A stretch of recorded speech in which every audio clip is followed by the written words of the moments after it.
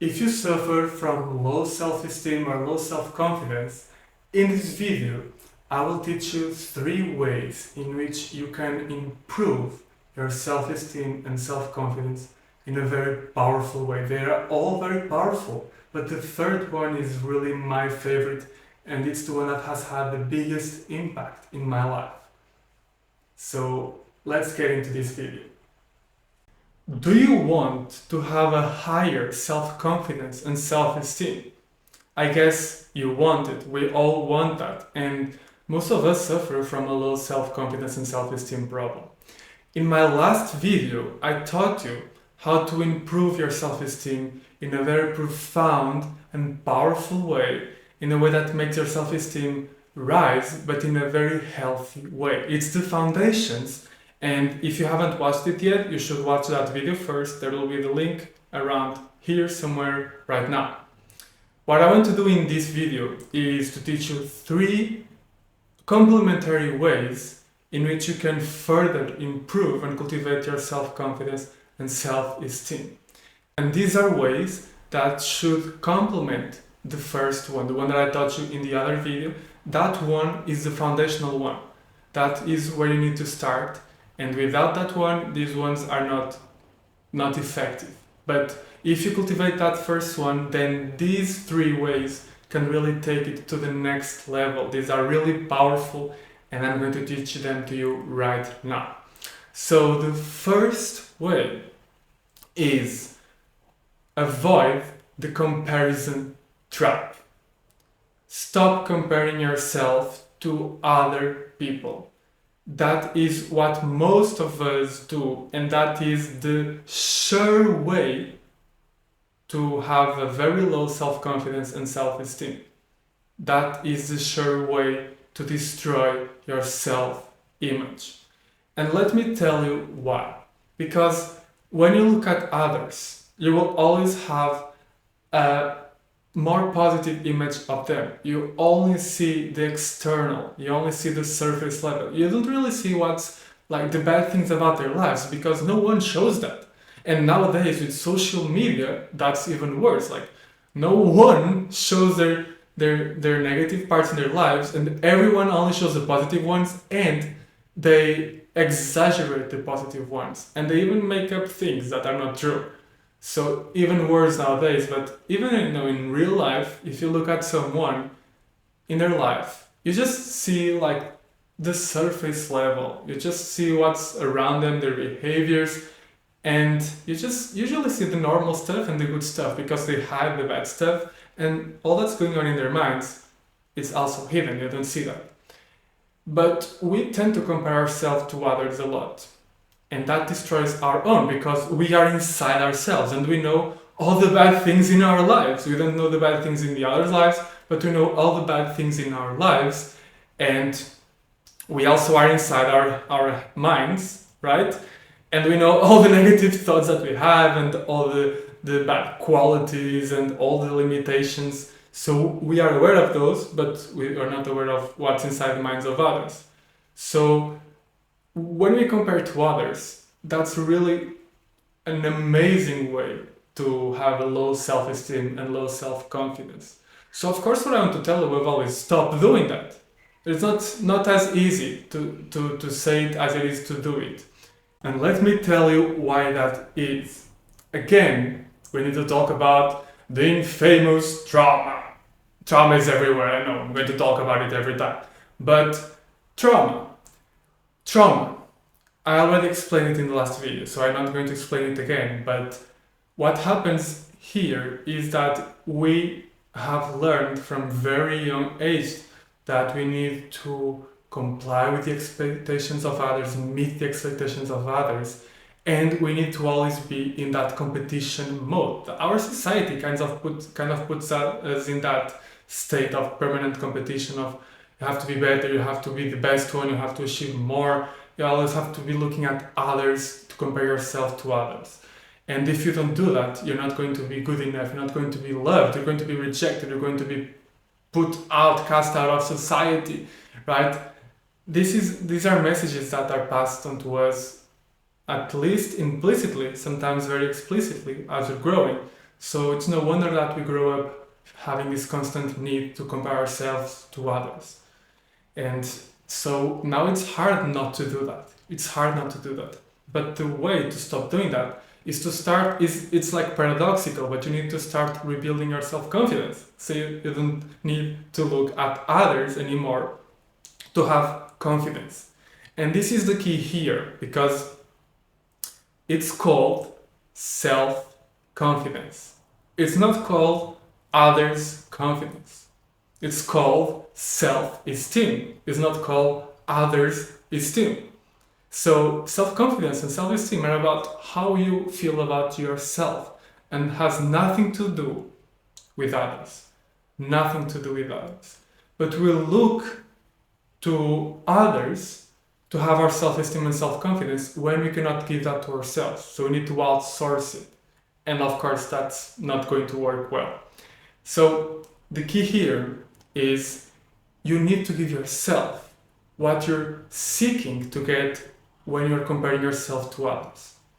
And you need to give that to yourself. So if you want self-esteem, you need to esteem yourself. You need to do that exercise that I told you about in the previous video. Look at yourself and find what you love about yourself. If you want to have self-confidence, it's about yourself. It's not about looking at others and seeing how you compare to others so you can be confident about yourself. That doesn't make sense. It's about looking at yourself and seeing why are you confident about yourself? What's good about yourself? Why do you trust yourself? Nothing to do with others, okay? So this is the way number one, and it's really important, and above all the messages, don't outsource your confidence and esteem, because what you want is self-confidence and self-esteem. So stop comparing yourself to others, and that's hard to do, but you can do that. Okay, let's get to way number two. Process number two for you to improve your self-esteem is start seeing life more as a game. Most people see life as like this kind of exam that you have to get right and pass, or else you'll be punished by, I don't know, some entity superior to yourself. You'll lose the game. I mean, people don't even see it as a game. You will fail the exam, you will fail life. And that's terrifying. And that means that if you fail anything, if you have any bad quality, if you have like any failure, you're going to fail the exam. And that means a lot of bad things about you. You're going to be rejected, you're bad. So if you have any bad quality, any bad thing, if you're not perfect, you don't really feel like you love yourself, like you like yourself, like you trust yourself. So that's a very nice way of destroying your self-confidence and self-esteem. And most people see life that way, as like an exam, something very serious. But life is just a learning experience for us as souls here. We are here to learn how to be better souls, how to be happier, how to have more positive emotions, how to be more caring, more compassionate, have more joy and create more and have more power and have more abundance and everything. We're here to learn. This is a learning experience. This is a game to learn. And so just like any learning experience, any game, have fun. Have fun. And when you're playing games, you will not have fun if you're just very serious about everything, and if you lose or if you fail anything, you're just like it's not worth it to play. No, to have fun, like having fun in the game means you're doing your best, you're trying your best, you're giving it all, and you will fail also, because otherwise it wouldn't be a game, it would be too easy, and you have fun when you fail, and you learn from that. So this is completely life-changing. Have fun. Have fun in life. Have fun. See life as a game, because that's what it is. We're here playing a game as these characters because we want to learn something. And part of that game is failing because we have challenges. Otherwise it wouldn't be a game and we wouldn't learn anything. So see it from that perspective. See it from a growth perspective rather from a survival perspective. See it from that perspective and use all the challenges, all the failures, and all the good things also to learn and always have fun. If you see life as a game, you're going to be much more relaxed about yourself because you no longer need to be this top human being with everything perfect. You no longer need to get everything right because you're just here to learn. And you're giving it your best, like any other game. It's only fun if you give it your best, of course, but it's a game and you're going to fail and you're going to learn from that. And that's about the experience. So do that. See life from that perspective. Again, an experience to learn, not too serious, not so serious, but give it your best and enjoy the process. And I promise you, I tell you, by doing that, you'll be much more relaxed about yourself. You will accept yourself much better and you will love yourself much better because it's a completely different life, a different light, a vision, a mindset, a perspective of love towards yourself, of growth, and not of just you have to be the best and perform and not fail. So that's way number 2 and it's super powerful. And finally, let's go to way number 3 to improve your self-esteem. And as I said at the beginning, this is the one I love the most, and to me, in my personal life, in my personal experience, is the most powerful one of all. This is really deep, so pay attention. Way number 3 is about embracing your doubts, imperfections, and failures. Because self-confidence and self-esteem is not about not having them. They will always be part of life. We will always have failures, imperfections, and doubt. We will always doubt ourselves. And self-confidence doesn't mean that you don't also doubt yourself. Doesn't mean that. It just means that you will embrace the self-doubt with confidence, with safety. That you are able to hold the parts of you that feel fragile, the parts of you that doubt yourself, that feel down, that feel small. You are able to hold them with safety and compassion. And so this last third way is all about self-compassion. And self-compassion is really what can take your self-confidence and self-esteem to another level. Your self-doubt, which is often seen as the opposite of self-confidence and self-esteem, right?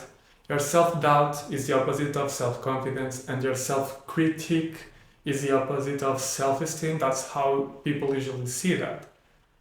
Those parts of you are just also parts that they want you to be loved and be successful.